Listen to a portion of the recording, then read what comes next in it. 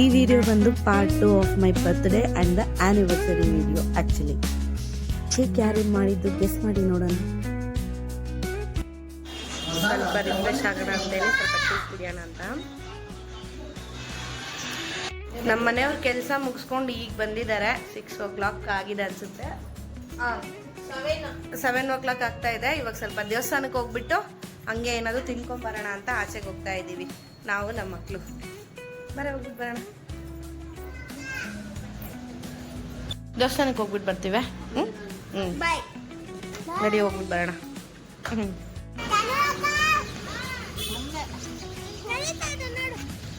ನಾವು ಬೈಕಲ್ಲಿ ಹೋಗ್ತಾ ಇರೋದ್ರಿಂದ ನಾವೇ 4 ಜನ ಅಡ್ಜಸ್ಟ್ ಮಾಡ್ಕೊಂಡು ಹೋದ್ವಿ. ಮತ್ತೆ ಅಕ್ಕ ಬರಲ್ಲ ಅಂತಂದ್ರು. ಲೈಕ್ ಯಾಕೆ ಅಂತಂದರೆ ಅವ್ರು ನಾಳೆ ಹೋಟ್ಲಿಗೆ ಏನು ಬೇಕೋ ಅದಕ್ಕೆಲ್ಲ ರೆಡಿ ಮಾಡ್ಕೋತಾ ಇದ್ರು ಆ್ಯಕ್ಚುಲಿ. ಅದಕ್ಕೆ ನಾವು 4 ಜನ ಹೋಗ್ತಾ ಇದ್ದೀವಿ. ನಮ್ಮೂರಲ್ಲಿ ಹೊಸ ಶಿವನ ದೇವಸ್ಥಾನ ಒಂದು ಕಟ್ಸಿದ್ದಾರೆ. ಸೊ ತುಂಬ ಚೆನ್ನಾಗಿದೆ. ಇವತ್ತು ಸೋಮವಾರ ಆಗಿರೋದ್ರಿಂದ ಹೆಂಗೂ ಅದಕ್ಕೆ ಶಿವನ ದೇವಸ್ಥಾನಕ್ಕೆ ಹೋಗೋಣ ಅಂತ ಹೇಳ್ಬಿಟ್ಟು ಫಸ್ಟ್ ನಾವು ಶಿವನ ದೇವಸ್ಥಾನಕ್ಕೆ ಹೋದ್ವಿ.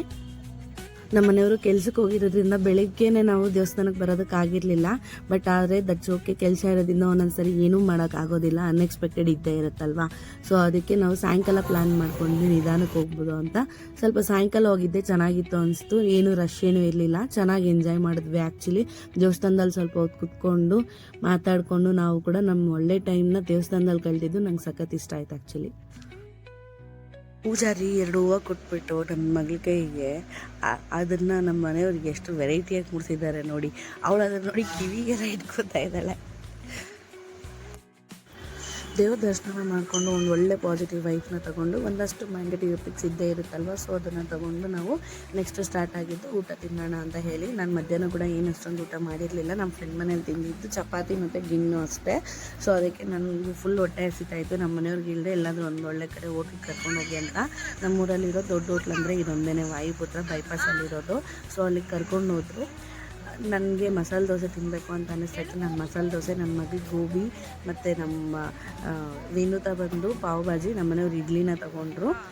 ಸಖತ್ತಾಗಿತ್ತು. ಎಲ್ಲನೂ ಟೇಸ್ಟ್ ಚೆನ್ನಾಗಿತ್ತು, ಯಾವುದೂ ಚೆನ್ನಾಗಿಲ್ಲ ಅನ್ನೋ ಥರ ಇಲ್ಲ, ತುಂಬ ಚೆನ್ನಾಗಿದೆ ಎಲ್ಲನೂ. ಊಟ ಎಲ್ಲ ಆದಮೇಲೆ ಒಂದು ಒಳ್ಳೆ ಫಿಲ್ಟರ್ ಕಾಫಿ ಕುಡಿದ್ವಿ, ಸಖತ್ತಾಗಿತ್ತು ಆ್ಯಕ್ಚುಲಿ.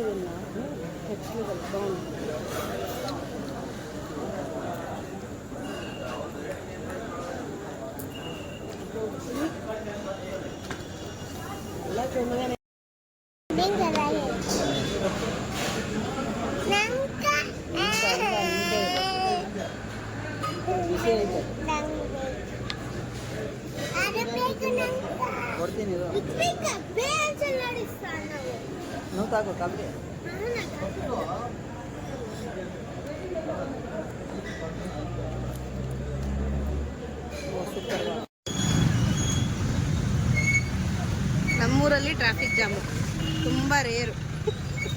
ಸಂತೆ ಇರೋದ್ರಿಂದ ಇವತ್ತು ಟ್ರಾಫಿಕ್ ಜಾಮ್ ನಮ್ಮೂರಲ್ಲಿ. ಸೋಮವಾರ ಸಂತೆ ಶಿಡ್ಲಘಟ್ಟದಲ್ಲಿ ಅಲ್ವೇನೆ. ಶಂಕದಿಂದ ಬಂದ್ರೇ ತೀರ್ಥ ಅನ್ನೋ ಥರ ಇಷ್ಟೆಲ್ಲ ಟಿಫನ್ ಮಾಡಿದ್ರು ಕೂಡ ಅಲ್ಲೇನೋ ಆಸೋಡೆ ಪುಟ್ಟಿ ಅಂತ ಒಂದು ಅಂಗಡಿ ಇದೆ. ಅಲ್ಲಿ ಐಸ್ ಕ್ರೀಮ್ ತಿಂದ್ರೇ ಅವಳಿಗೆ ಸಮಾಧಾನ ಅನಿಸುತ್ತೆ. ಅಷ್ಟೆಲ್ಲ ತಿಂದರೂ ಕೂಡ ಅಲ್ಲಿ ಐಸ್ ಕ್ರೀಮ್ ಬೇರೆ ತೆಗೆಸ್ಕೊತಾ ಇದ್ದಾರೆ. ಯಪ್ಪ, ಈ ಮಕ್ಕಳು ಆಚೆ ಈ ತಿಂಡಿಗಳಿಗೆ ಎಷ್ಟು ಅಡಿಕ್ಷನ್ ಅಂತಂದರೆ ಏನು ಮಾಡಿದ್ರು ಬಿಡ್ಸೋಕ್ಕಾಗಲ್ಲ, ಹೊಡೆದ್ರೆ ಒರೆಸ್ಕೊತಾವ ಅಷ್ಟೇ. ನಮ್ಮ ಅಕ್ಕ ನನಗೋಸ್ಕರ ಕೇಕ್ನ ಮಾಡ್ತಾ ಇದ್ದಾರೆ. Wow, super. ಎಷ್ಟು ಚೆನ್ನಾಗಿ ಬರ್ತಾ ಇದೆ ಗೊತ್ತಾ, ತುಂಬಾ ಸರಿ ಫೇಲ್ಯೂರ್ಸ್ ಆದ್ಮೇಲೆ ಇದು ಫಸ್ಟ್ ಟೈಮ್ ಪರ್ಫೆಕ್ಟ್ ಆಗಿ ಬಂದಿದೆ ಅಂತ ಎಲ್ಲ ಒಂದು ಗ್ಯಾಪ್ನ ಬರುತ್ತೆ.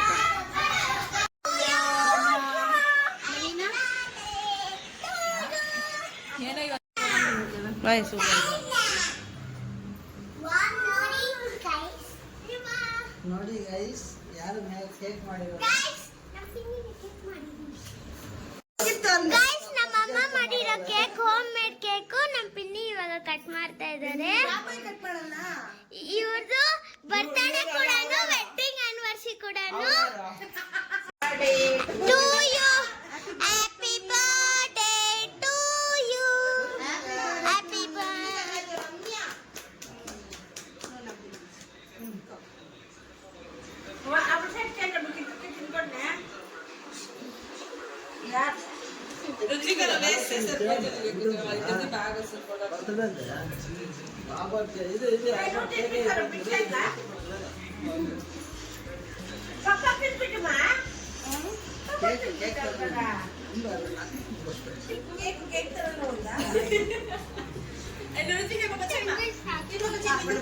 ಪಿನ್ನಿ ಹೆಂಗಿದೆ ಕೇಕು?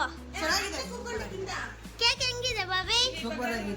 ಕೇಕ್ ಎಟ್ಲುಂಟು ತ್ವಿಕಾ? ನನ್ನ ಈ ಒಂದು ಬರ್ತ್ಡೇ ಸೆಲೆಬ್ರೇಷನಲ್ಲಿ ನಮ್ಮಮ್ಮ ಇಲ್ಲ, ಸೊ ನಾನು ನಮ್ಮಮ್ಮ ತುಂಬ ಮಿಸ್ ಮಾಡಿಕೊಂಡೆ.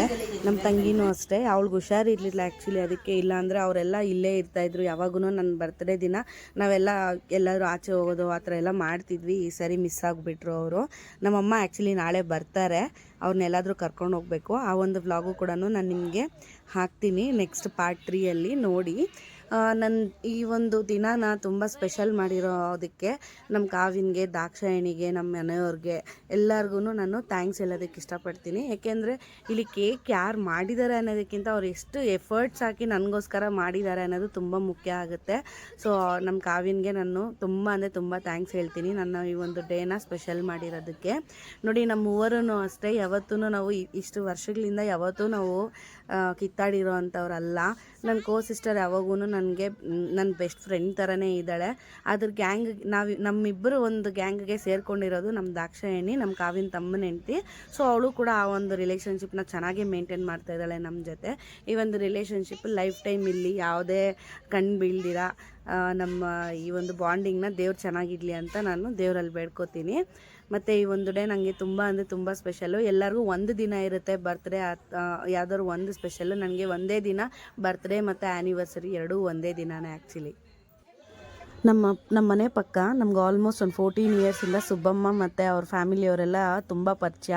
ಅವರು ಕೂಡ ಈ ಒಂದು ಬರ್ತ್ಡೇ ಪಾರ್ಟಿಯಲ್ಲಿ ಭಾಗವಹಿಸಿ ಅವರು ಕೂಡ ಫುಲ್ ಎಂಟರ್ಟೈನ್ ಆದರು.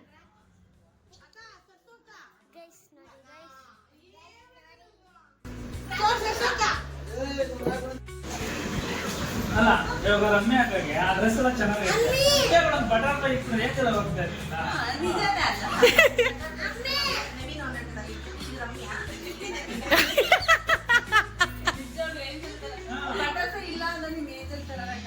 ಅಯ್ಯೋ ಥ್ಯಾಂಕ್ ಯು ವೆರಿ ಮಚ್. ಮನರಂಜನೆಯಾಗಿ ಚೆನ್ನಾಗಿ ನಡೆಸಿರುವಂತಹ ಎಲ್ಲರಿಗೂ ನಮಸ್ಕಾರಗಳು. ಚೆನ್ನಾಗಿದ್ಯಾ? ಧನ್ಯವಾದಗಳು. ವಿಡಿಯೋ ಇಷ್ಟ ಆದರೆ ಲೈಕ್ ಮಾಡಿ, ಶೇರ್ ಮಾಡಿ, ಕಮೆಂಟ್ ಮಾಡಿ, ತಪ್ಪದೆ ನಮ್ಮ ಚಾನಲ್ನ ಸಬ್ಸ್ಕ್ರೈಬ್ ಮಾಡ್ಕೊಳ್ಳಿ. Stay tune for part 3. See you soon.